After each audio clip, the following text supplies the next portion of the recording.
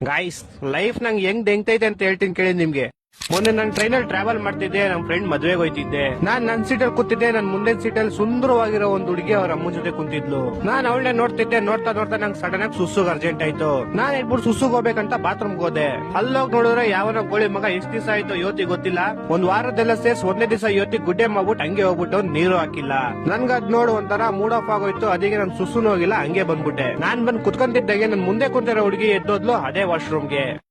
ನನ್ನೇ ಗುರಾಯಿಸ್ಕೊಂಡು ಮೂಗ್ ಮುಚ್ಕೊಂಡು ಅಲ್ಲಿ ಮಾಡಿರೋ ಗುಡ್ಡೆ ನಾನೇ ಅಂತ ಅನ್ಕೊಂಡು ಬಂದ ಆ ವಿಷಯನ ಅವ್ರ ಅಮ್ಮಂಗ್ ಕಿವಿಲ್ ಹೇಳಿದ್ಲು. ಇವಾಗ ಅವಳು ಅವ್ರ ಅಮ್ಮ ನನ್ ಹೆಂಗ್ ನೋಡ್ತವ್ರೆ ಅಂದ್ರೆ ನನ್ ದೊಡ್ಡ ಗಲೀಜ್ ನನ್ ಮಗ, ನಂಗ್ ಕಾಮನ್ ಸೆನ್ಸ್ ಕೂಡ ಇಲ್ಲ. ನಾನ್ ಮಾಡಿಲ್ಲ ಗುರು, ನಾನ್ ಒಂದಕ್ಕೂ ಹೋಗಿಲ್ಲ ಗುರು ಅದ್ ನೋಡ್ಬಿಟ್ಟು. ಫೈನಲಿ ನಮ್ ಸ್ಟೇಷನ್ ಬಂತು. ನಾನು ಇಳ್ಕೊಂಡೆ, ಅವರು ಇಳ್ಕೊಂಡ್ರು. ನಾನ್ ಬಿಡೋ ಅವ್ರ ಅಮ್ಮನ ಅವ್ರ ಏನಾರ ಅನ್ಕೊಳ್ಳಿ, ನಾನ್ ಮಾಡಿಲ್ಲ ಅದು ನನಗ್ ಗೊತ್ತು. ಅವ್ರ ಸಾವಿರ ಅನ್ಕೊಳ್ಳಿ, ನಂಗೇನು ಅಂತ ಆ ವಿಷಯ ಬಿಟ್ಟಾಕ್ಬಿಟ್ಟೆ. ಸರಿ ಅಂತ ನಾನ್ ಕ್ಲೀನ್ ಆಗಿ ರೆಡಿ ಆಗ್ಬಿಟ್ಟು ನೈಟ್ ನಮ್ ಫ್ರೆಂಡ್ ಮದ್ವೆಗೆ ಹೋದೆ. ಅಲ್ಲಿ ನೋಡಿದ್ರೆ ಅದೇ ಅಮ್ಮ ಮಗಳು ಅದೇ ಮದ್ವೆಗೆ ಬಂದವ್ರೆ.